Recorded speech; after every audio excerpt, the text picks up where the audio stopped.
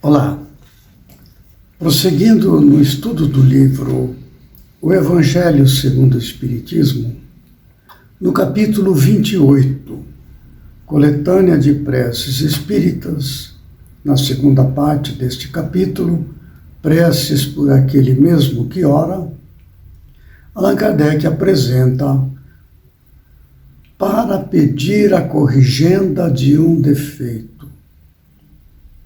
Como sempre faz, apresenta um prefácio e depois um exemplo de prece, neste caso, para corrigir um defeito.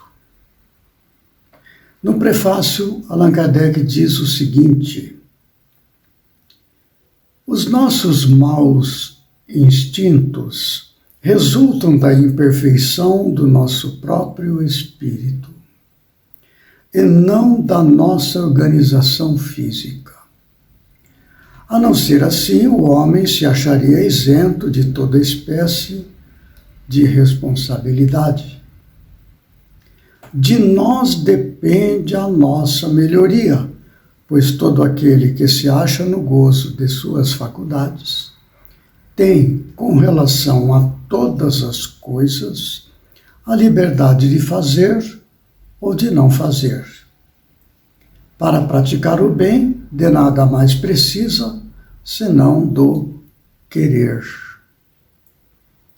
Então, Allan Kardec já nos alerta que a superação de defeitos morais que nós identificamos em nós depende de nós mesmos. Temos, muitas vezes, um processo de fuga da responsabilidade, de atribuir nossos defeitos a outras pessoas, ao governo, aos nossos familiares, à nossa condição de vida, à nossa falta de instrução, etc. Mas não é nada disso. A responsabilidade será sempre nós, perante a nossa própria consciência. Aquilo que conhecemos, sabemos que é verdadeiro, aquilo precisamos cumprir. Se não o fizermos, estamos carregando um defeito. Por que é defeito? Porque nós reconhecemos que assim é, porque sabemos o que é o correto, mas fazemos o errado. Isso constitui o defeito. Consciente disso, buscamos a superação dessas situações íntimas, porque elas próprias, permanecendo em nós, e o reconhecimento nosso de que estamos em erro, nos trará problemas de enfermidade espiritual e até mesmo física. Allan Kardec apresenta uma prece em 8 parágrafos curtos, onde ele traz um reconhecimento da responsabilidade nossa perante Deus, perante o próximo, perante nós mesmos, e depois solicita pedidos mesmo de ajuda para esta ou aquela situação. Vamos ver. Deste-me, ó meu Deus, a inteligência necessária para distinguir o que é bem do que é mal. Ora, do momento em que reconheço que uma coisa é do mal, torno-me culpado se não me esforçar por lhe resistir. Preserva-me do orgulho que me poderia impedir de perceber os meus defeitos e dos maus espíritos que me possam incitar a perseverar neles. Entre as minhas imperfeições, reconheço que sou particularmente propenso a... Aqui nós citamos um defeito que queremos superar. E se não resisto a esse pendor, é porque contraí o hábito de a ele ceder. Não me criaste culpado, pois que és justo, mas com igual aptidão para o bem e para o mal. Se tomei o caminho do mal, foi por efeito do meu livre-arbítrio. Todavia, pela mesma razão que tive a liberdade de fazer o mal, tenho a de fazer o bem e, conseguintemente, a de mudar de caminho. Meus atuais defeitos são resto das imperfeições que conservei das minhas precedentes existências. São o meu pecado original, de que me posso libertar pela ação da minha vontade e com a ajuda dos bons espíritos. Bons espíritos que me protegeis, e sobretudo tu, meu anjo da guarda, dai-me forças para resistir às más sugestões e para sair vitorioso da luta. Os defeitos são barreiras que nos separam de Deus, e cada um que eu suprima será um passo dado na senda do progresso que dele me há de aproximar. O Senhor, em sua infinita misericórdia, houve por bem conceder-me a existência atual para que servisse ao meu adiantamento. Bons espíritos, ajudai-me a aproveitá-la, para que me não fique perdida e para que, quando ao Senhor aprouver me retirar, eu dela saia melhor do que entrei.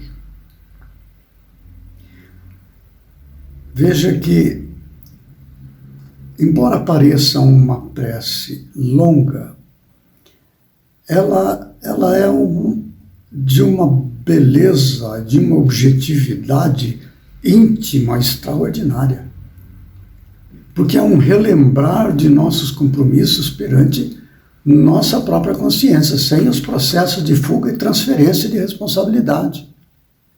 Ao reconhecer essas dificuldades perante Deus, como está na descrição da prece, a própria descrição da prece é um alertar a nós próprios que nós somos responsáveis e que nós podemos superar.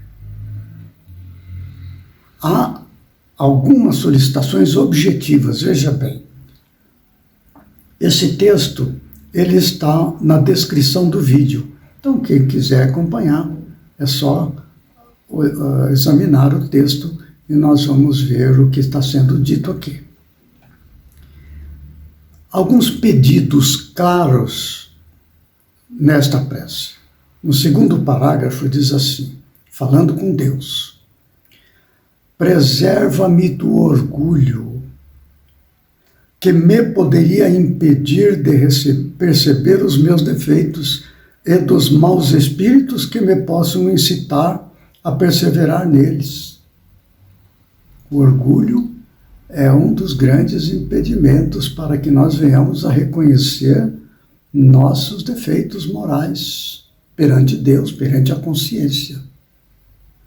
Mais adiante, já falando agora com os bons espíritos, diz assim: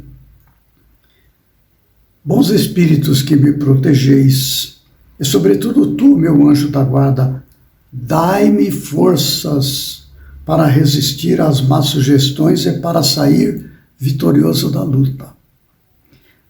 A gente observa nessas orações que nós temos apresentado aqui neste capítulo 28, que há uma consciência de que não é para afastar de nós o impedimento, porque aí nós ficaríamos sem ser provados e sem evoluir. O que ele pede aqui? Dai-me forças para resistir às más sugestões.